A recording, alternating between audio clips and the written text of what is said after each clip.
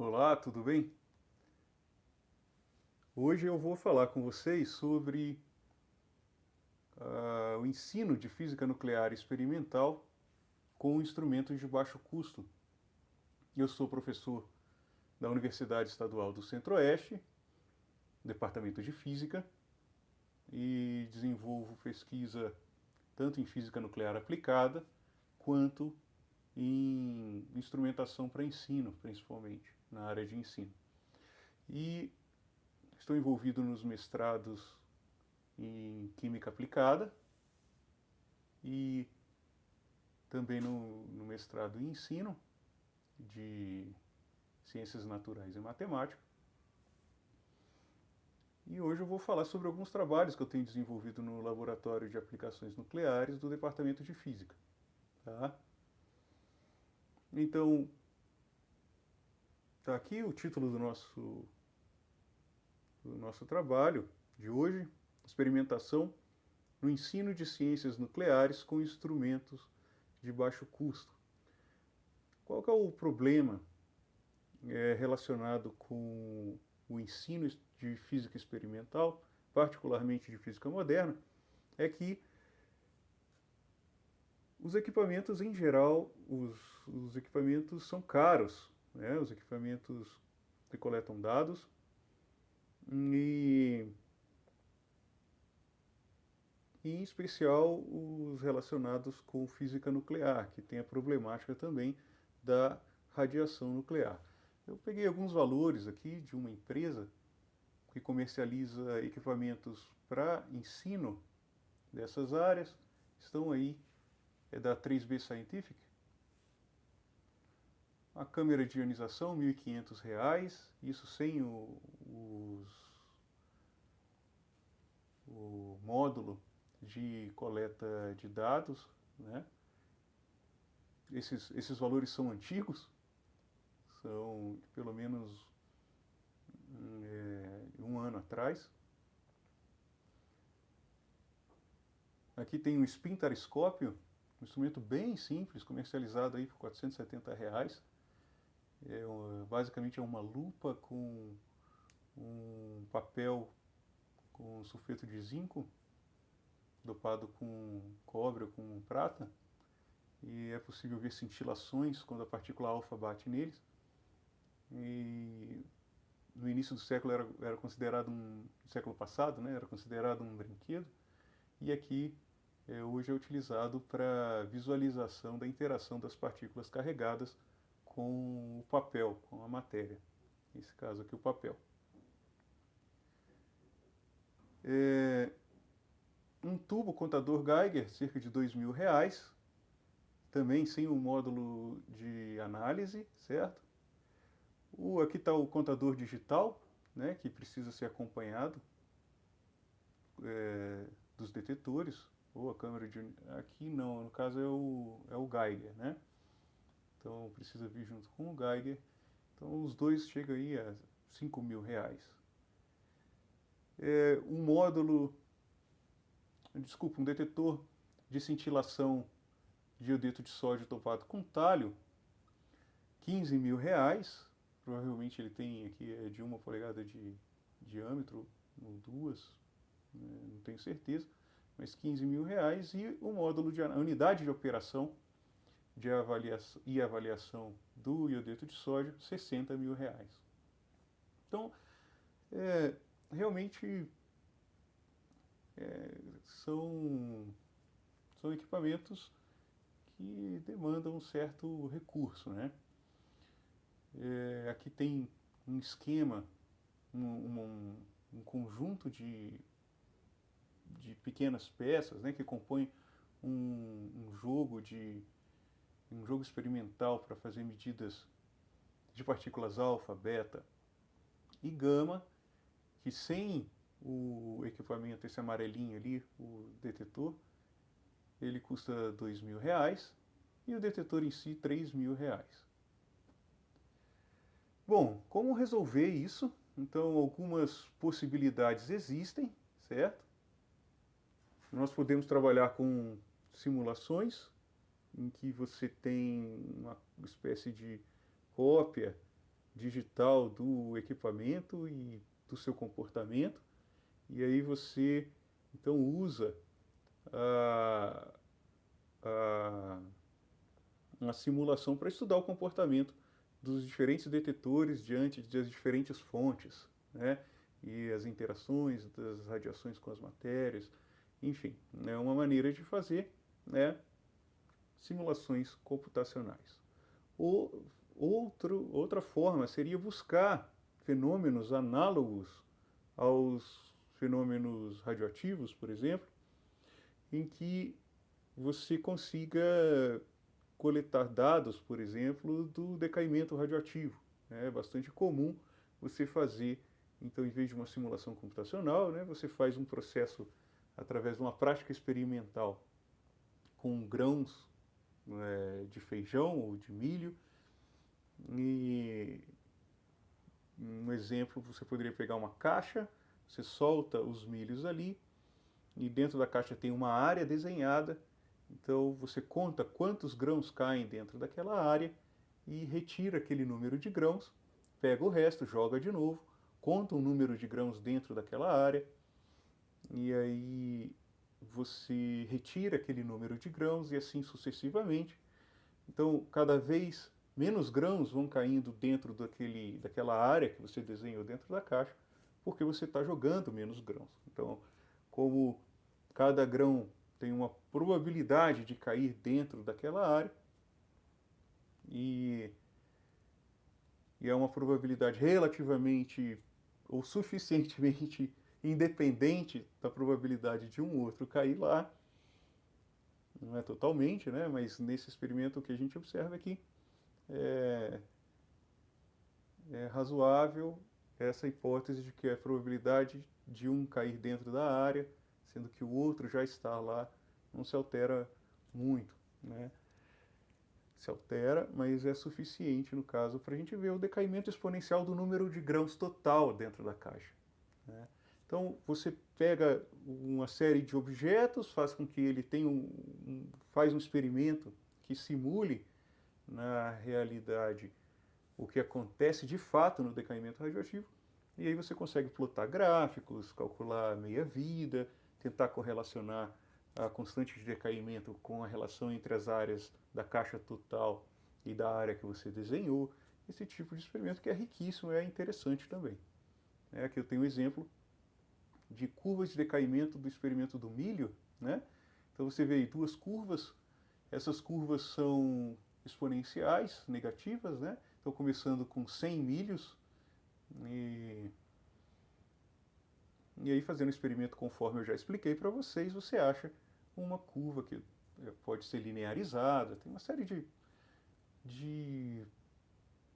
de coisas de física experimental para se aprender num experimento desse, né? Um monte de conceitos interessantes e de técnicas interessantes. Ok, aqui estão as curvas linearizadas. Agora, seria possível o ensino de ciência nuclear experimental com instrumentação de baixo custo? Então nós temos nós podemos dividir o problema em dois, vamos dizer assim. Um deles diz respeito aos detetores e o outro diz respeito às fontes, né?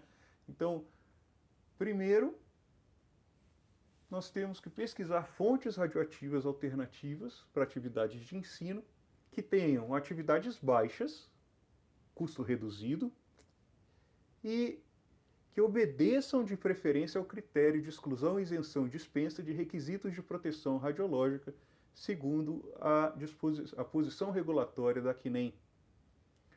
Então, a CNEM é quem faz a regulamentação sobre isso no Brasil, e ela tem então uma posição regulatória que coloca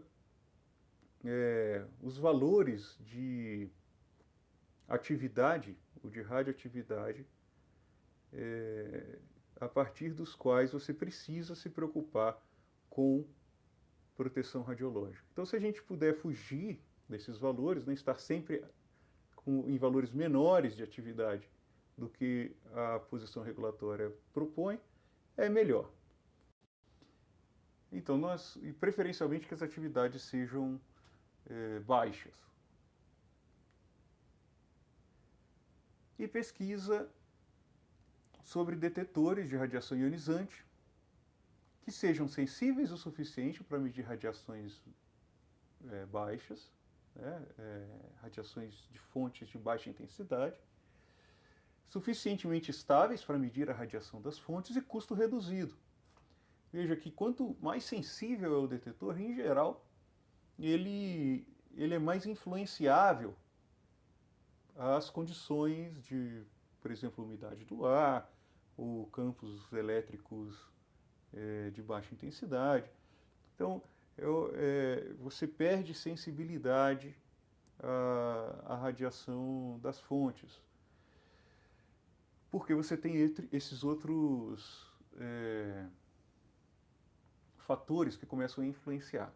Então, é um jogo difícil de jogar. À medida em que você vai diminuindo a intensidade das fontes, os detetores têm que ser mais sensíveis, né? E normalmente as práticas ficam práticas mais delicadas de se fazer, e isso pode limitar o uso no ensino, né? Então, é um prato cheio para uma pesquisa bastante interessante que eu tenho desenvolvido junto com os meus alunos. Tá? Então, aqui eu vou apresentar um primeiro trabalho, que foi a medida da constante de decaimento do chumbo 212, utilizando como fonte a camisinha de Lampião. Então, esses dois, Evelyn e Vitor, foram alunos meus de iniciação científica júnior no ensino médio, e eles desenvolveram, então, esse trabalho. A camisinha de Lampião, vocês devem conhecer, é um pedaço de tecido que é utilizado nas lanternas a gás, né? E eles vêm contaminados, entre aspas, né, dopados, vamos dizer assim, com tório, né, que tem o isótopo principal, tório 232, e é claro que à medida que o tempo passa, o tório decai em seus filhos, então eles também têm, em geral, certas quantidades de filhos do tório 232. Ele é dopado para aumentar a luminosidade, né? O tório tem boas propriedades luminescentes. Então, quando ele aquece, essas camisinhas brilham mais, né? Então, normalmente as camisinhas que são vendidas com 600 velas ou mais, elas são camisinhas que, em geral, contêm tório 232, tá? Então, aqui tem a série do tório 232. Vocês podem observar que um dos seus filhos é o radônio 220, certo? E o radônio 220 tem meia-vida de 55 segundos. O radônio é um gás nobre, então ele emana da camisinha, certo? Então a nossa ideia era utilizar inicialmente a emanação, né, e fazer com que os outros filhos que são mais reativos, que vêm na sequência aqui, pudessem ser depositados em algum lugar, né? Então, no caso, utilizamos o carvão ativado, que capturaria o radônio, então decaindo lá dentro, esses outros filhos estariam presentes lá, e um deles, que seria o chumbo 212, que está aqui, tem meia-vida de 10 horas, ele então poderia ser medido num detetor tipo iodeto de sódio, né? Então esse era o trabalho deles. Para separar então o chumbo 212, nós utilizamos esses dois procedimentos. Um deles, colocamos então várias camisinhas de Lampião dentro de um pote e um outro recipiente, que essas daqui são as camisinhas de Lampião, e aqui num outro recipiente cheio de carvão ativado, nós colocamos dentro aqui desse pote, deixamos fechado durante um tempo. Então o radônio emana das camisinhas e entram no... se perdem dentro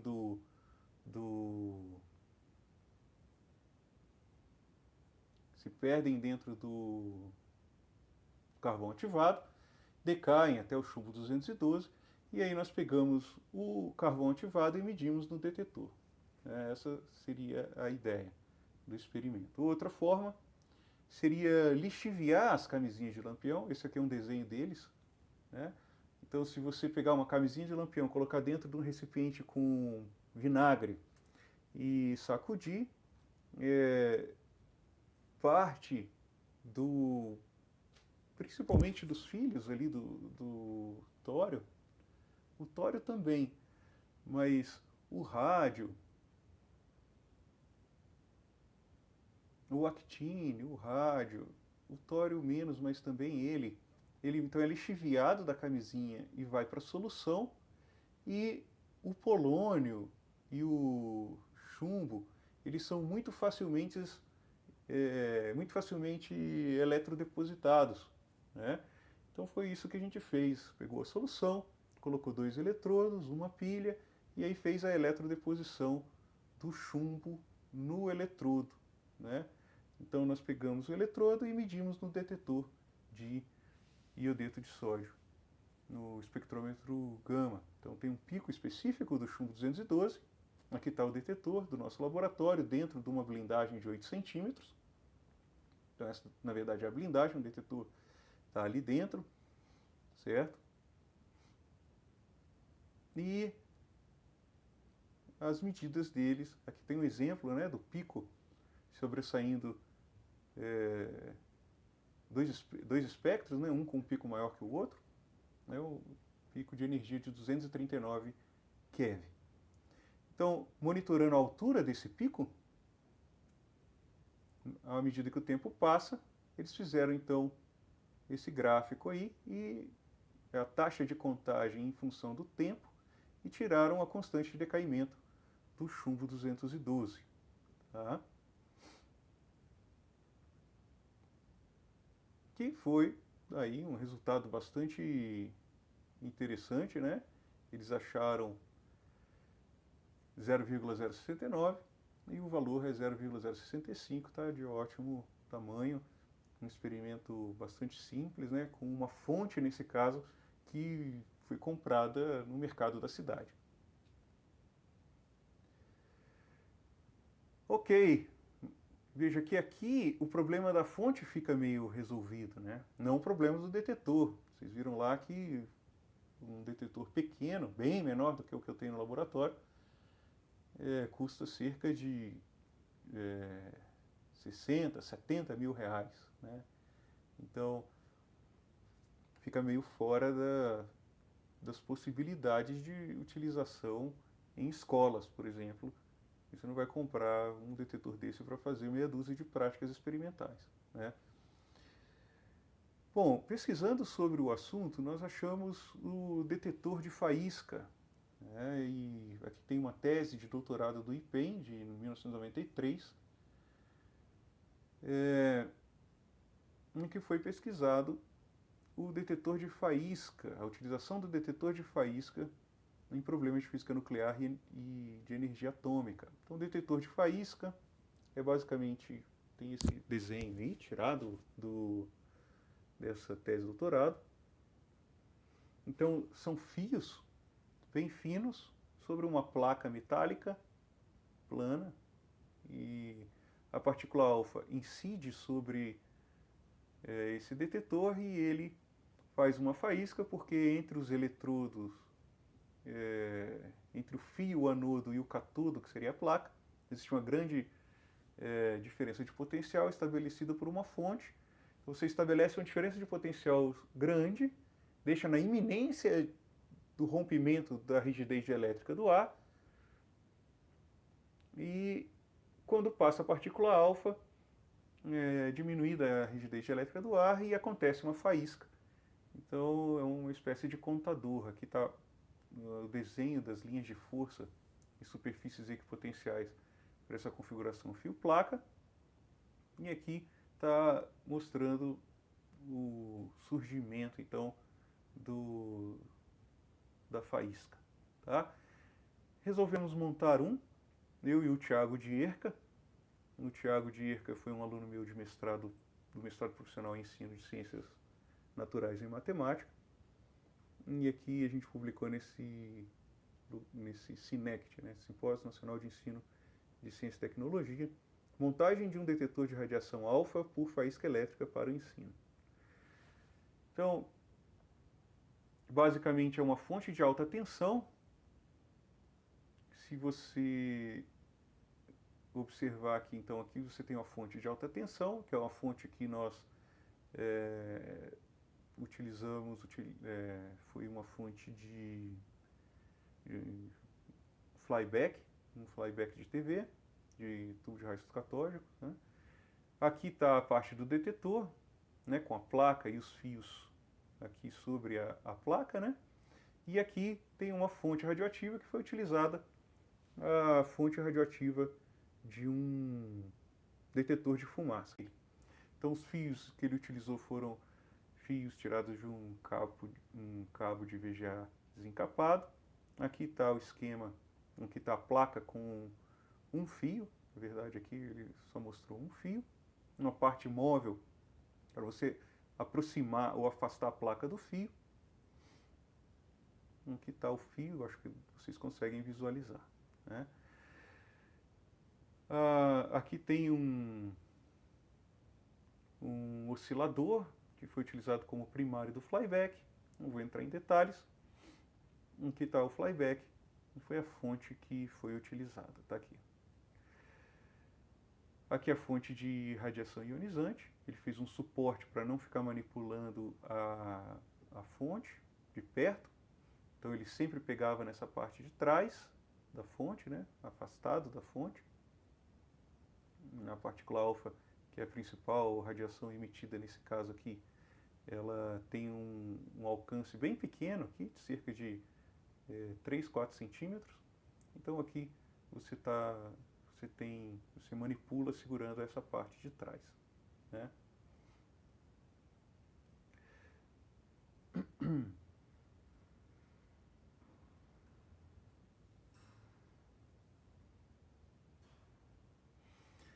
Então tá, foi essa a ideia do trabalho do Thiago Dierka. Então veja que você tem a solução da parte do detetor, mas a fonte ainda é um pouco problemática, né? Não é aceitável a utilização dessa fonte em muitos ambientes de ensino. Apesar de no ensino superior, normalmente os laboratórios de física moderna têm fontes radioativas com uma intensidade muito maior do que essas que estão aí, que é essa que a gente propõe, né? Começa normalmente com o dobro dessa intensidade.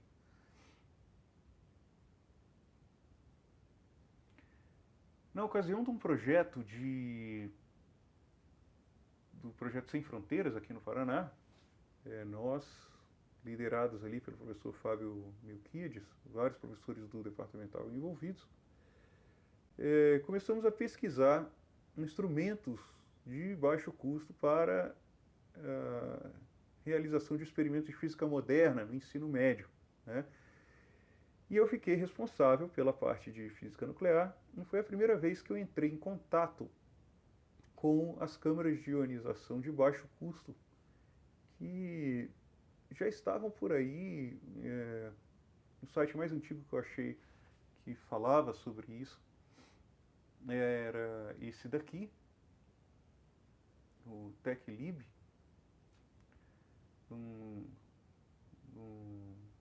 uma pessoa chamada Wenzel, né? Então aqui tem Ionization Chambers, né? Então ele propõe aqui vários experimentos interessantes. Um deles foi o que a gente mais aproveitou por ser o mais simples de se montar, né? Então também não adianta você fazer um detetor muito complicado de se montar, que só um especialista vai montar, né? Você tem que pensar num instrumento que seja possível do professor de física montar, que ele não precise de um empenho homérico, que ele vai ter que deixar tudo para conseguir montar o detetor, né? Apesar de alguns com uma certa complexidade, pode ser interessante, que ele constrói uma vez, aprende um monte no processo de montagem e aproveita para o resto da vida, né? A montagem e o conhecimento que ele obteve. Agora, se a gente pode simplificar de maneira que os próprios alunos possam construir também, é interessante. É isso que esse sujeito conseguiu. E nós fizemos uma adaptação da montagem dele, da câmera de ionização. Então, basicamente, o que você tem nesse tipo de detetor é uma janela que permite a radiação entrar. Então, a radiação entra e causa ionizações aqui dentro desse... Não vou parar de desenhar aqui que está complicando a minha situação.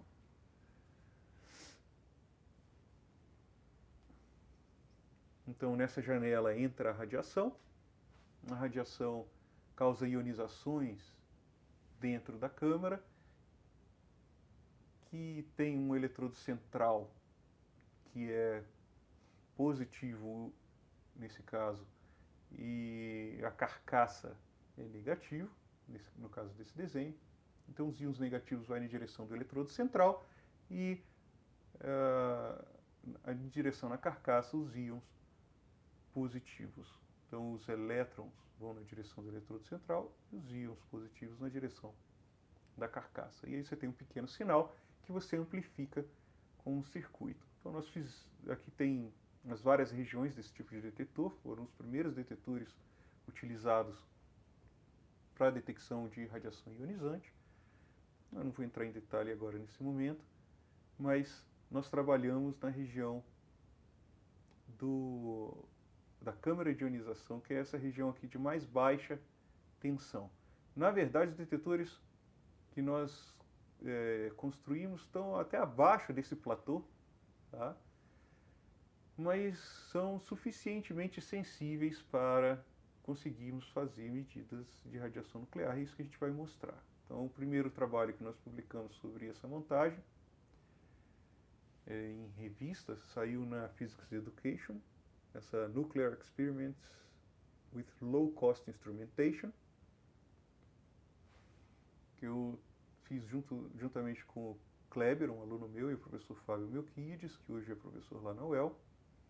E basicamente é uma câmara de ionização, que é uma lata com um eletrodo central isolado da lata, com um pequeno... Ele é isolado utilizando um pequeno... uma conta de colar, uma contazinha de colar, de plástico, não metalizado, né, que a ideia é realmente isolar. Então o eletrodo central é separado da carcaça, isolado da carcaça. E no eletrodo central, então, você coloca 3 transistores. Esses 3 transistores em configuração Darley, então está aqui representados os 3 transistores no esquema do circuito, e eles estão aqui, eu não sei se você consegue ver, mas aqui estão 3 transistores em configuração Darley, então, de maneira que um amplifica o sinal do outro. Então fica bastante sensível, tem uma série de montagens de física experimental que utilizam esse tipo de coisa, para ensino em particular. Normalmente eu tinha visto esse tipo de montagem para ensino de eletrostática, né? E aqui o Wenzel ele coloca, na verdade, um transistor Darley, então, só que a gente adaptou para o Brasil aqui para facilitar. A gente utilizou transistores de uso comum, né, que é bastante comum e você encontra em qualquer loja de eletrônica. Então, uma bateria de 9 volts, e aí você tem o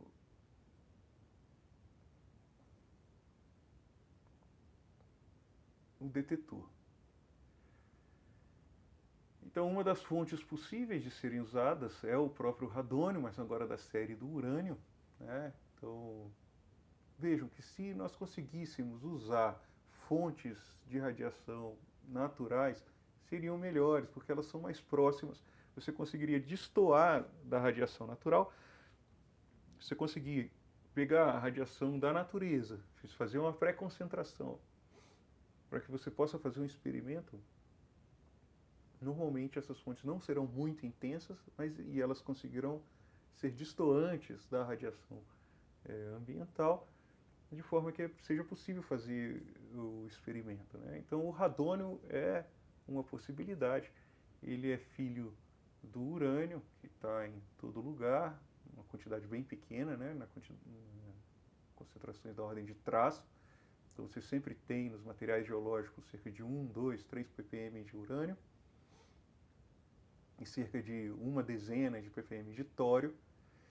Então o radônio é um gás nobre, radioativo, ele emana de dentro dos materiais geológicos, então os materiais de construção que têm origem geológica, eles são fonte de radônio também. Essa imagem ilustra isso. Então veja que aqui é a série do urânio, né?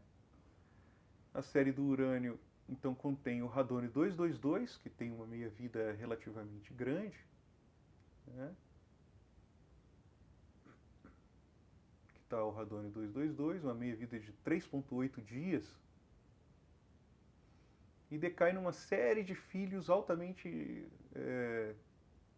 reativos, né? Então, normalmente, ele emana para o interior do ambiente, e aí ele decai e ele fica preso em algum aerosol, né? Então nós inalamos esses aerosóis e tem uma dose associada, uma dose de radiação ionizante que nós recebemos, né? Associada aos filhos de radônio principalmente, né? E aqui então nós temos vários filhos, veja, o polônio, o chumbo e o bismuto, né? Na sequência segue o chumbo, o polônio 214, né? E o chumbo 210. Ele já tem meia-vida de 22 anos, né? O chumbo 210. Bom, e daí, né? E daí que um dos experimentos que é possível de se fazer com aquela câmera é a medida do alcance da partícula alfa, tá? Então, quando você olha a partícula alfa no ar, ela perde energia ao longo da sua trajetória, né? Praticamente aqui constante, subindo um pouco, e no final ela perde a maior parte da sua energia, esse pico é chamado pico de Bragg, tá? Foi o primeiro que observou isso, que a partícula alfa perde a maior parte da sua energia no final da sua trajetória, tá? Mas tem um alcance aqui, né? Um alcance na matéria. No ar, as partículas alfas emitidas pelos isótopos radioativos naturais alcançam cerca de 8 centímetros no máximo, no ar, né?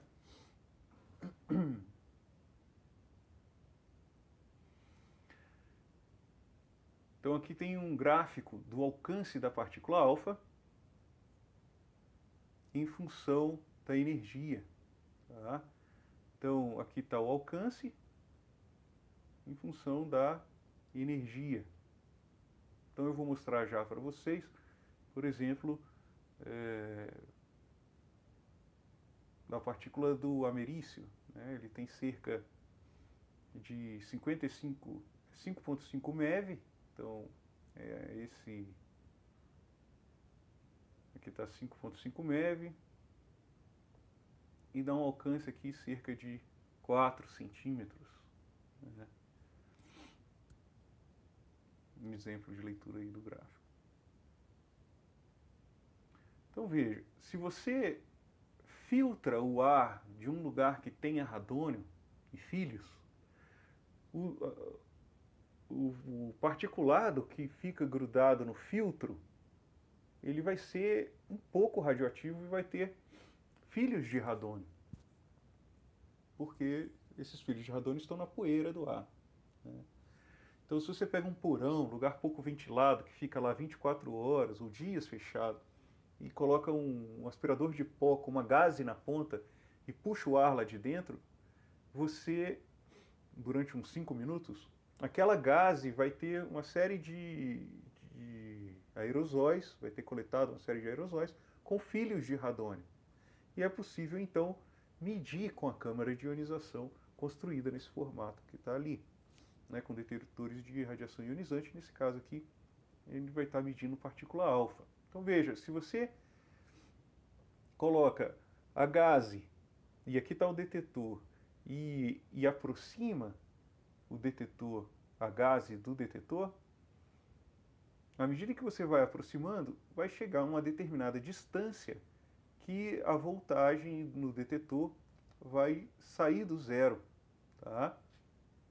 Então, aqui no caso, veja, você tem medidas aqui, que seria o zero, que vai ser um pouco abaixo de 1.4, chega em 8.5, aqui você tem um pequeno aumento, né?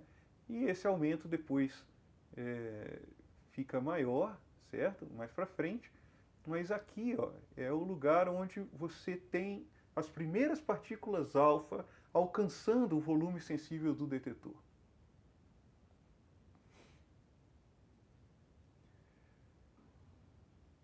Aqui está a sequência do gráfico, né? Isso daqui, o primeiro gráfico é um zoom do segundo gráfico. E aqui, no caso, utilizando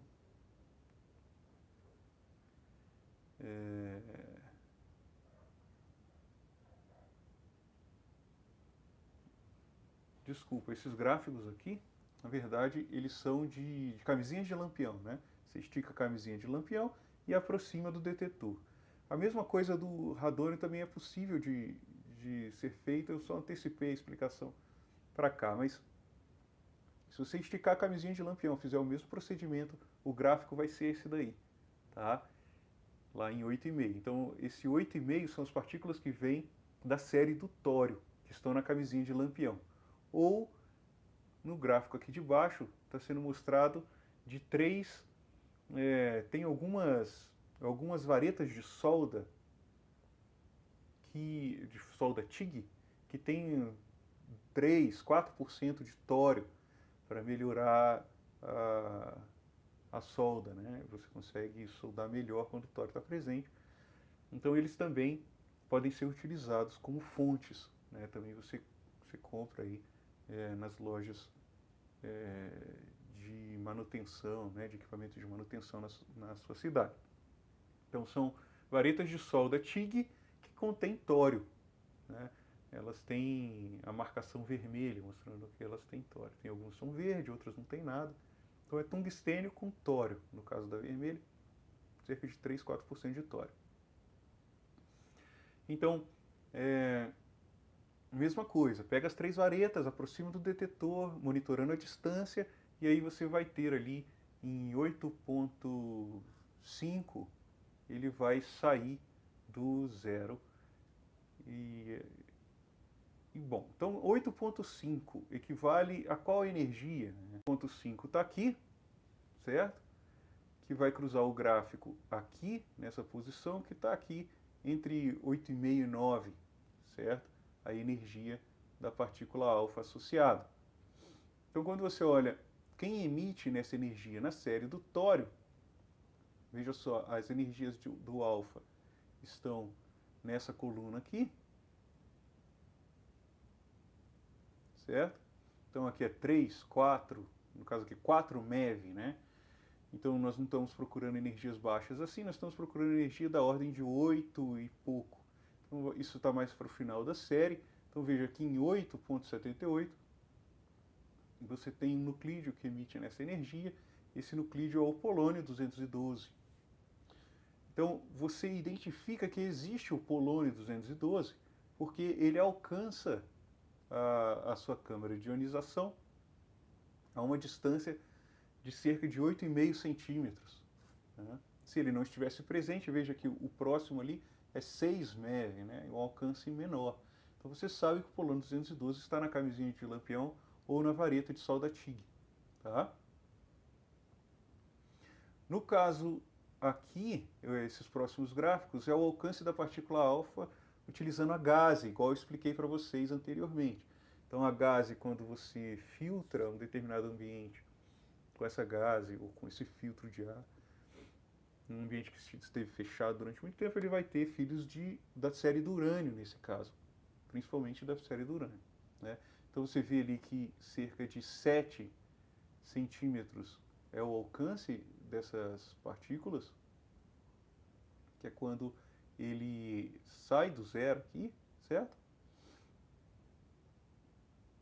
E aí 7 centímetros nesse caso dá uma energia de, vamos dar uma olhada aqui, 7 centímetros, ele vai cruzar aqui, que vai dar entre 7,5 e 8 MeV. Então dá pra gente ver 7,5 e 8 MeV. Dá pra gente procurar agora na série do urânio quem tem essa energia, certo? Então entre 7,5 e 8 tem esse nuclídeo aqui, tá aqui, que é o polônio 214, né? Então você tem polônio 214 lá na sua gase, né? Então veja, é um experimento relativamente simples, com fontes acessíveis e um detetor possível de ser construído, né? Isso eu achei muito legal, né? Então, vejam, um outro experimento que nós apresentamos nesse artigo, que é bastante icônico, assim, porque toda vez que você fala de radioatividade, você pensa em experimentos de decaimento radioativo e medida de meia-vida. E, no caso aqui, é possível utilizar, com camisinhas de lampião, o radônio 220 para medir a meia-vida dele. Veja que ele está aqui no meio da série com meia-vida de 55,6 segundos, né? Então, se você tem um experimento que você consiga monitorar a atividade do radônio 220 à medida que o tempo passa por 3 minutos, por exemplo, você consegue construir uma curva de decaimento do radônio 220, certo? E é isso que aparece aqui.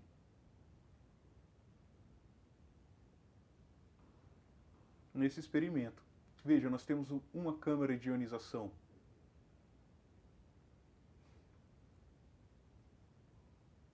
aqui, duas latas, tá?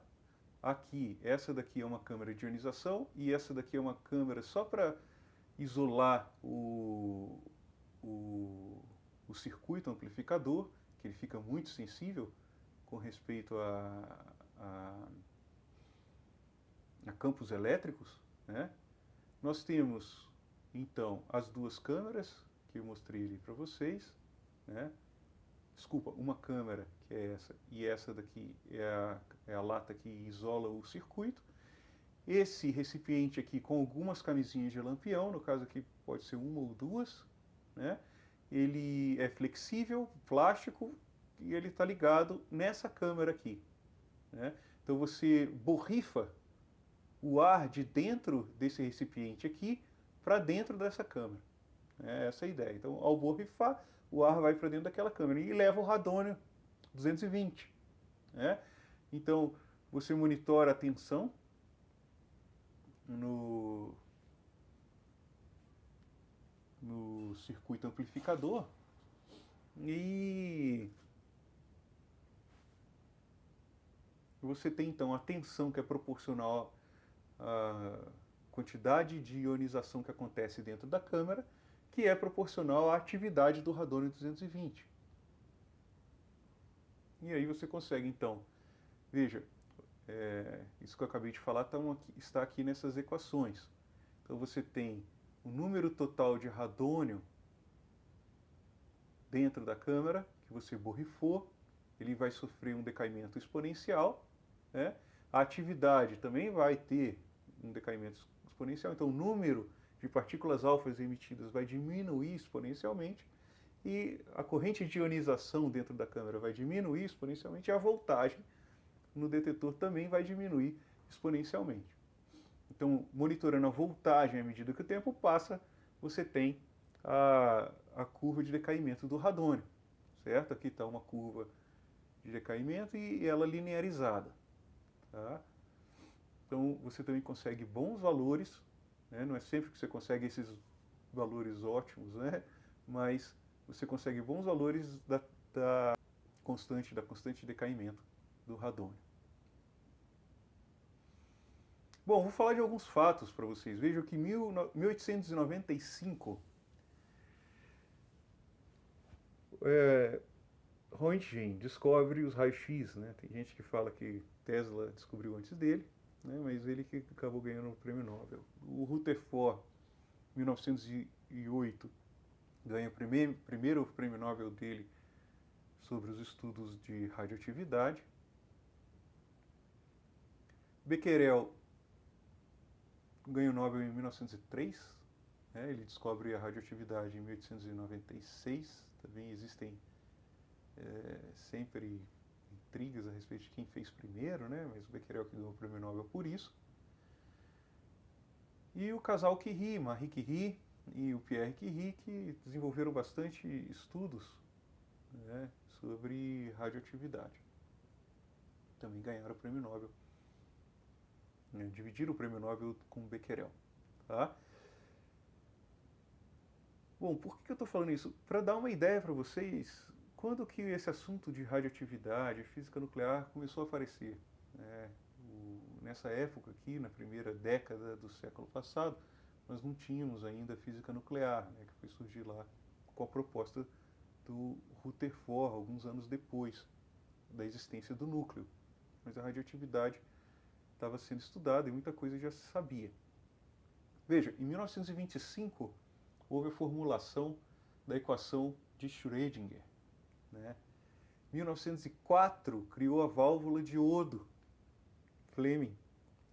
Forrest, a válvula triodo, né, que amplificava, uma válvula de amplificação.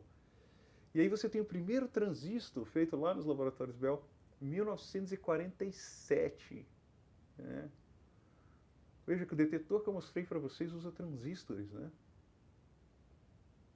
E a maior parte do que já, assim, muita coisa já se conhecia lá na primeira década, né? Lá nos anos 1905, 1906, você já conhecia muita coisa. Você vai ver o Tratado de Radioatividade de Rutherford, tem muita coisa sobre o alcance das partículas alfa, todos os decaimentos, boa parte das séries radioativas naturais já aparecem, e métodos de separação de radioisótopos.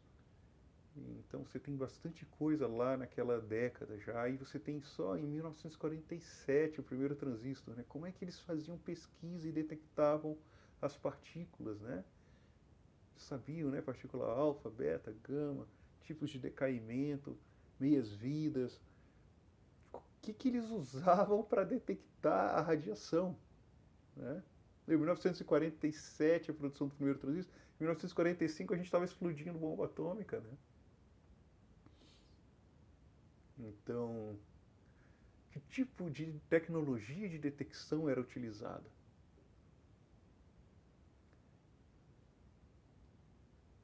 Eu já tinha escutado falar que eles usavam. Bom, vou falar mais um pouco, dar alguns dados a mais aí para vocês. Victor Hess, em 1912, descobriu os raios cósmicos, ganhou o prêmio Nobel em 1936, junto com Domenico Fantini. Ele descobriu a descoberta, ele descobriu os raios cósmicos, né? Cerca lá de 1911, parece que ele teve publicação até anterior ao Victor Hess, né? Só que ele morreu em 1934. O prêmio Nobel foi dado em 1936, né? Mas tem Domenico Fantini e Victor Hess. Olha só uma das medidas do Victor Hess. Eu fico abismado quando olho isso. Aqui desse lado esquerdo você tem as medidas do Victor Hess, e aqui do lado direito, bom, vou chamar a atenção, são outras medidas também, tá? Na verdade são 2 anos de medida, tá? Então veja, você tem câmaras, né? Veja aqui, câmara 1, câmara 2, certo? Que seriam as câmaras de ionização em que ele fez medidas, certo? No Vitor Hess, ele fez medidas com a altura, na medida em que aumentava a altitude, ele viu que aumentava enormemente a ionização que acontecia no ar, né? No ar atmosférico, né? Ele mediu a ionização, a quantidade de ionização no ar atmosférico à medida em que você ia aumentando a altitude. E eles sabiam que no início deveria diminuir, certo? Que você está se distanciando do solo, então a radiação que sai do solo, devido aos radioisótopos naturais, não chegam a altitudes maiores. Então essa diminuição aqui já tinha sido observada em medidas lá feitas na Torre Eiffel, e aqui no caso o Vitor Hess fez medidas com um balão, né? Então ele subiu e viu que à medida que você subia ali 3, 4, 5, 6 quilômetros, a quantidade de radiação aumentava imensamente. E foi aí que ele fez a conjectura da radiação que vem do espaço, né? A radiação cósmica. Então aqui é inaugurada a física de altas energias, né? Com a radiação que vem do espaço. Veja só, queria chamar a atenção de vocês para essa unidade aqui, ó. Pares de íons por centímetro cúbico segundo, né? Esse era o tipo de medida que eles faziam lá em 1913, 1914. Com o que eles mediam essas coisas, né? Com o que eles mediam essas coisas? Aqui, Vitor Hess, voltando de uma das suas viagens de balão, né, para fazer medida. Aqui tem também uma foto dos laboratórios dos Curies. Veja só o que eu encontrei num texto. Apesar das pesquisas sobre a natureza da radioatividade terem se mostrado uma das mais frutíferas formas de investigação dos fenômenos atômicos, um estudo dos métodos empregados para fazer medidas da radioatividade não veio ainda a ser considerada como uma parte essencial no curso de Física e Química Prática, né, um curso experimental. Isso é sem dúvida, até certo ponto, devido à crença que um curso prático deve envolver necessariamente o uso de uma grande e cara quantidade de material radioativo, mas este não é o caso, pois é possível ilustrar a maior parte dos princípios da radioatividade através de experimentos feitos com aparatos simples e utilizando quantidades bem pequenas de materiais radioativos. Veja, podia ser justificativa desses trabalhos que eu estou apresentando para vocês, certo? Porque é basicamente isso, veja, aqui eu só evidenciei, mas este não é o caso, é possível ilustrar a maior parte dos princípios da radioatividade através de experimentos simples usando quantidades bem pequenas de materiais radioativos. Interessante que isso foi escrito em 1912, né? A continuação do prefácio desse livro, que tem esse título aqui, ó, Practical Measurements in Radioactivity, do McCover e do Geiger, 1912. A sequência é essa daqui.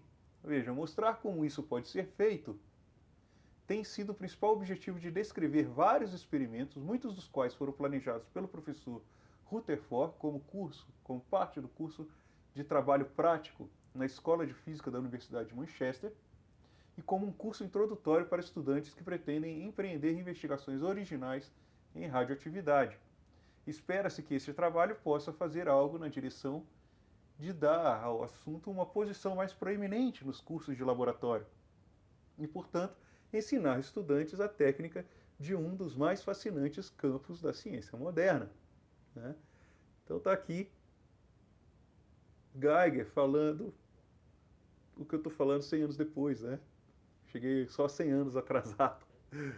Mas é interessante que ainda hoje, assim, como se esquece, né? A cultura, se você não está atento e passando para as próximas gerações aquilo que a geração anterior aprendeu, você esquece técnicas e você esquece, ah, ah, enfim, muita coisa se perde, certo?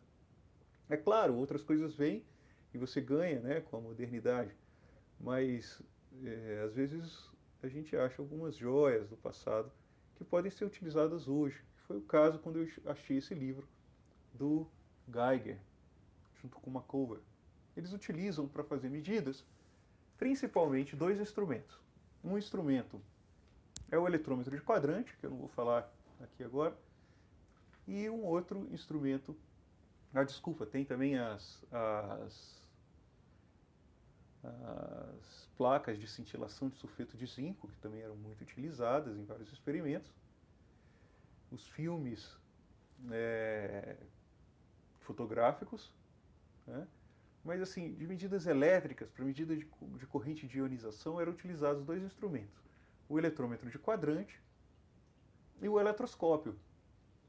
O eletroscópio vocês devem conhecer, é um instrumento bastante utilizado para demonstração de física, principalmente eletricidade estática, né? Formas de eletrização. E ele é basicamente isso, tem uma esfera condutora, um material isolante e as folhas de alumínio. Então quando você carrega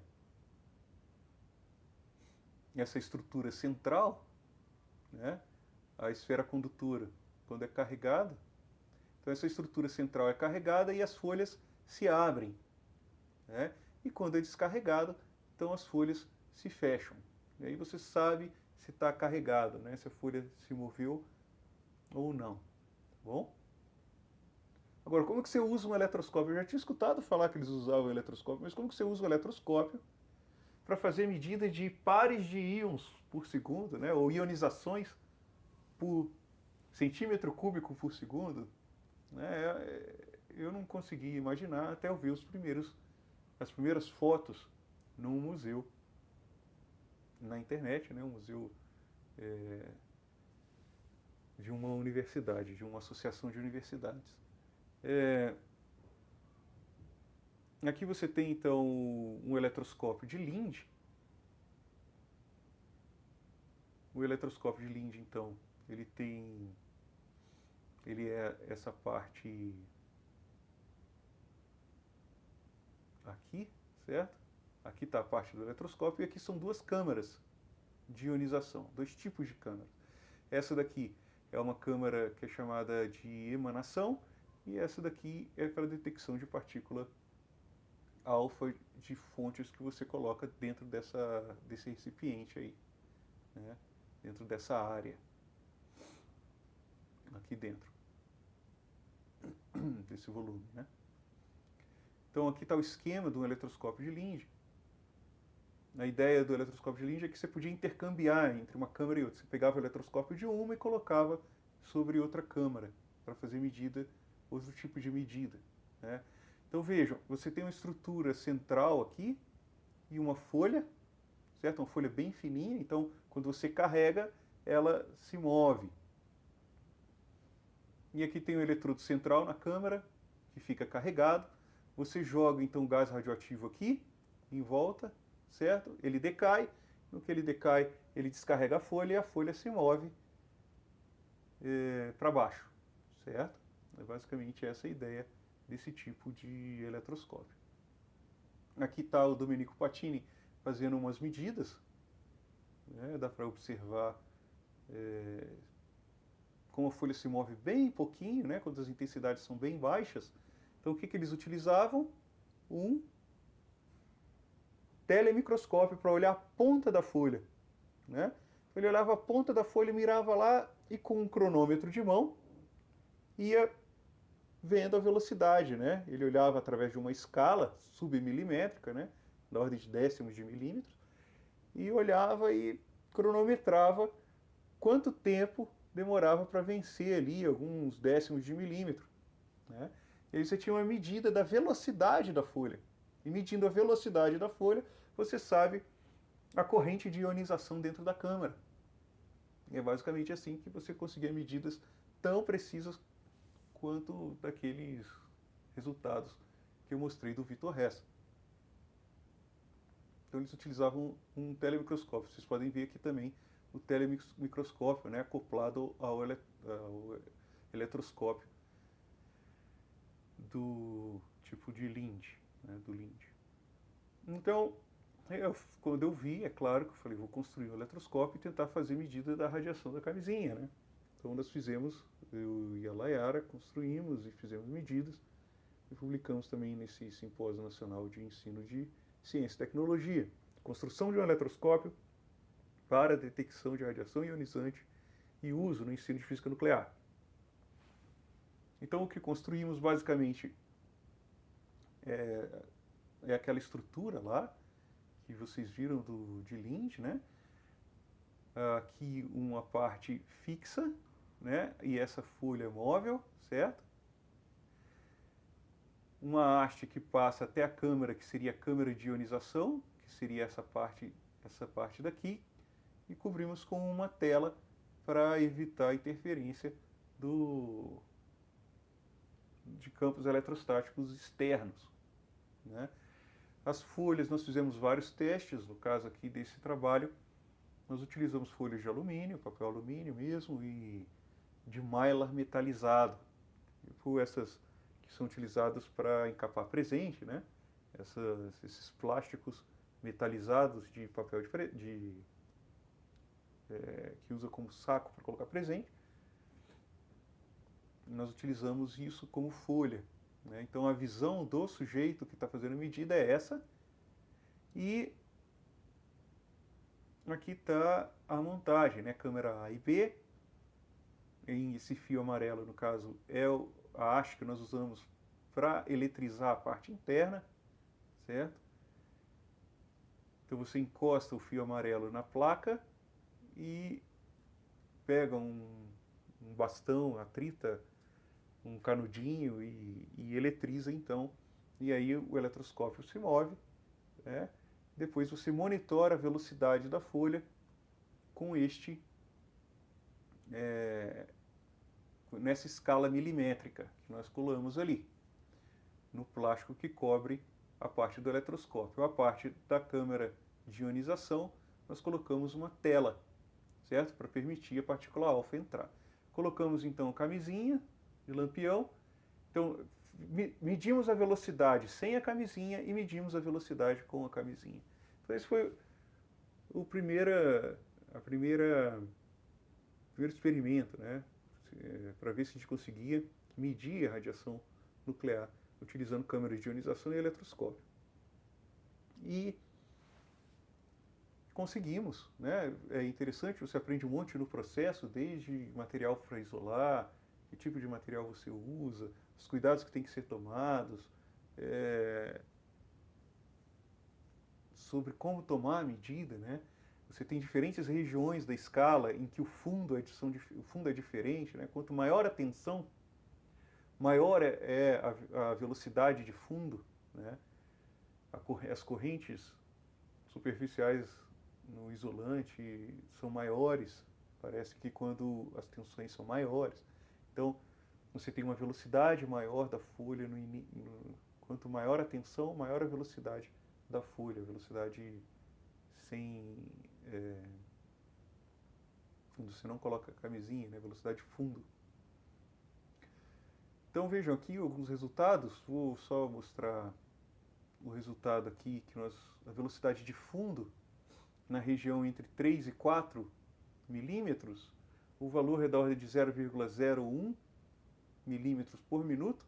Então essa é uma medida interessante que você pode deixar lá e você tem que só tomar cuidado com a paralaxe, para você não ficar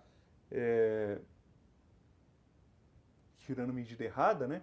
Então você marca o fundo, se você fizer algumas marcações no fundo da lata e algumas marcações no plástico e fazer com que elas coincidam e observar então a posição da folha com respeito àquela escala milimétrica, você vai ver que você consegue sim medir com a precisão aí de 1 milímetro, né, tranquilamente, tá? É claro, com cuidado, né, mas é possível, tá? Então, 1 milímetro ali, no que a gente viu de 3 a 4 milímetros, ela demorou bastante tempo para vencer aquele 1 milímetro, né? Então essa foi a nossa radiação de fundo, ou a corrente de ionização de fundo, ou velocidade de fundo, como a gente chamou aqui. Agora você vai observar, veja, com a camisinha, nesse mesmo intervalo, né?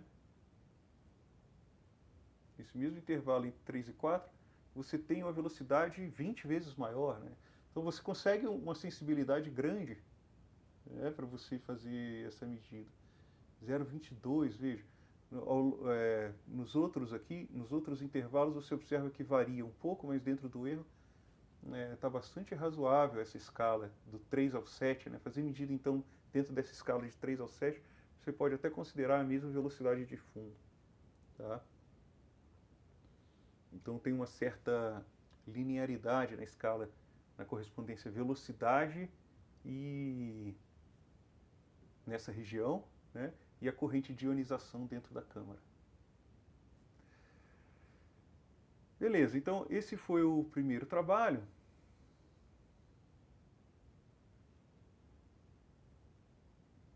Nós fizemos um experimento de medir a meia-vida, né, do radônio. A meia-vida do radônio utilizando um eletroscópio. Então eu melhorei a folha e o esquema da montagem, e aí nós fizemos, eu fiz uma série de medidas e a Layara implementou na sala de aula. Ela fez na sala de aula mais uma medida mais qualitativa, ela estava trabalhando com o ensino de jovens e adultos, e ela não tinha muito tempo para desenvolver atividades que exigissem mais tempo, mas ela conseguiu fazer uma prática utilizando o eletroscópio para fazer medidas de camisinha de lampião, né? Então, eles fizeram filmagens e viram aonde tinha mais, aonde tinha menos, mas foi qualitativo, assim. Mas é possível fazer medidas quantitativas, e esse foi o primeiro trabalho, esse Modern Projection of the Old Electroscope for Nuclear Radiation, Quantitative Work and Demonstrations. Eu publiquei junto com a Layara na Physics Education.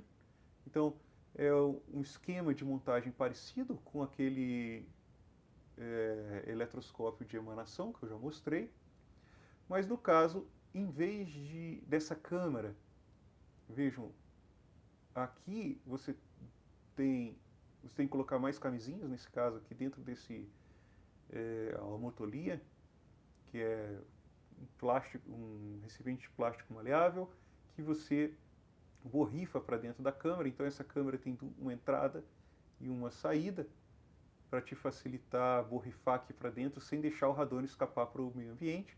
Então nós colocamos uma pequena bexiga aqui para facilitar o ar entrar e sair, porque ela fica hermeticamente fechada, tá?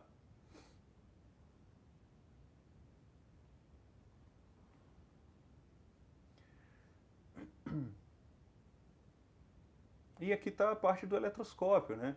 Você pode observar que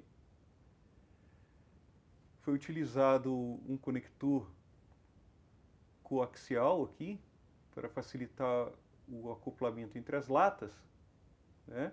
Um fio com uma placa metálica, certo? Essa placa metálica aqui, e a folha, que no caso a folha, quanto mais leve for, com menos voltagem ela move mais, certo? Então você fica com um eletroscópio mais sensível, certo? Então, a folha mais fina que eu encontrei foi aquela que é utilizada em trabalhos de artesanato, né? é utilizado para você fazer imitação de prata e ouro, né, para cobrir superfícies, às vezes de gesso ou de madeira, e fazer um folheado a ouro, folheado a prata. No caso aqui, eram folhas que imitavam prata, mas eu já fiz medida no EDXRF e são realmente de alumínio, bem fininhas, é difícil cortar. Você olha, elas rasgam, né? Então, você coloca entre duas folhas de papel sulfite, né? Coloca a folhinha bem levinha, né, entre as duas de sulfite e faz um corte de uma tira de 4,5 cm, 5 centímetros, 4 centímetros por aí, e de meio centímetro de largura, e cola com qualquer fita no topo dessa placa, certo? Então você, quando carrega o eletroscópio, né, você carrega com, com essa haste que vem daqui, certo? Ela se move, né? Então ela encosta nessa placa central aqui e aí a folha sobe. Então você monitora a ponta da folha, certo? Como é que você monitora a ponta da folha? No caso aqui, a saída que nós encontramos, porque o movimento ele é um movimento difícil de visualizar, é cerca de ali alguns milímetros, certo? E demora 3 minutos, 2, 3 minutos a medida. Então você observa, às vezes você consegue ver que mudou, mas é difícil você monitorar a velocidade, né? Então, nesse caso aqui, nós gravamos com o celular. Aqui está uma imagem, certo? Da gente gravando, né? Utilizando aqui uma lata como suporte universal do celular. E aí você tem que, uma vez gravado, você pode projetar a imagem, certo? E aí você consegue um aumento. Veja que esse fio no fundo aqui, que está sendo mostrado, esse fio aqui, ele tem cerca de 1 milímetro. Tem 1 milímetro, né? E então, passando o filme, né, por exemplo, de 10 em 10 segundos, você consegue marcar aqui a posição da folha em cada tempo. E aí você monitorando esse tempo, você pode, monitorando ali 2, 3 minutos, você vai vendo a folha, que no início a folha tem uma velocidade maior, porque a atividade do radônio no interior da câmera é maior, né, então ela descarrega mais, então a velocidade é maior. E vai chegando no final, a velocidade vai diminuindo, certo? Então aqui está uma tomada experimental utilizando um projetor para medir a meia-vida do radônio 220, certo? Então está aqui a fita, né? A gente não marcou na parede, marca numa fita crepe, que depois você tira e aí você pode fazer as medidas, certo? E aí estão as equações, né? A equação primeira ali seria do número de núcleos radioativos no interior da câmara, que é proporcional à velocidade, né? Que é proporcional à velocidade, que portanto também decai exponencialmente. Então a integral dessa curva aqui é essa que está aqui. Então vejam que é uma exponencial, é 1, o termo que depende do tempo aqui é 1 menos uma exponencial negativa, certo? Então é uma curva que tende assintoticamente. A derivada tende a zero, né? E ela tende assintoticamente para um valor constante, que é essa curva que está aqui. E aí nós temos a constante de decaimento do radônio 220, tirado pelo ajuste dessa curva aqui, que é a integral de uma exponencial negativa. Tá bom?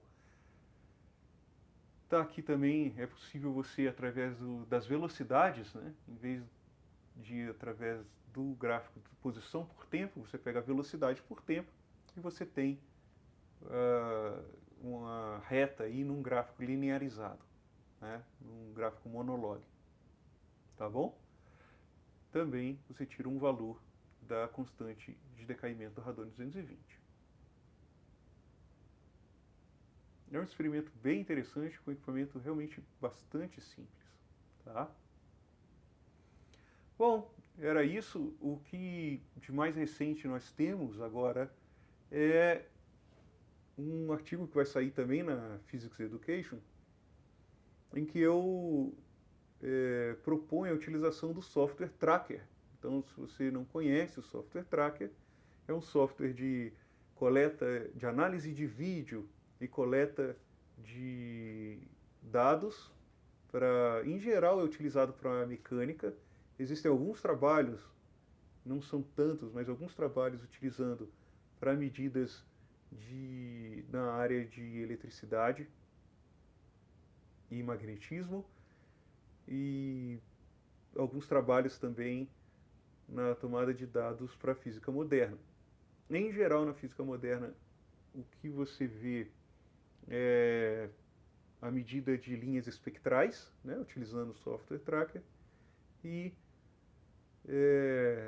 das gotas de Millikan, né, do experimento de Millikan. Então, no experimento de Millikan, você precisa monitorar gotas carregadas num campo elétrico, né, a velocidade das folhas. Então, é basicamente um eletroscópio. Veja que Millikan também fazia trabalhos desse tipo, utilizando telemicroscópio. Né? Você vai ver, quem já fez experimento de Millikan, vai ver que a instrumentação toda é a experimentação dos eletroscópios. Certo? Porque Millikan fazia medidas com eletroscópio. E aí ele foi diminuindo cada vez mais,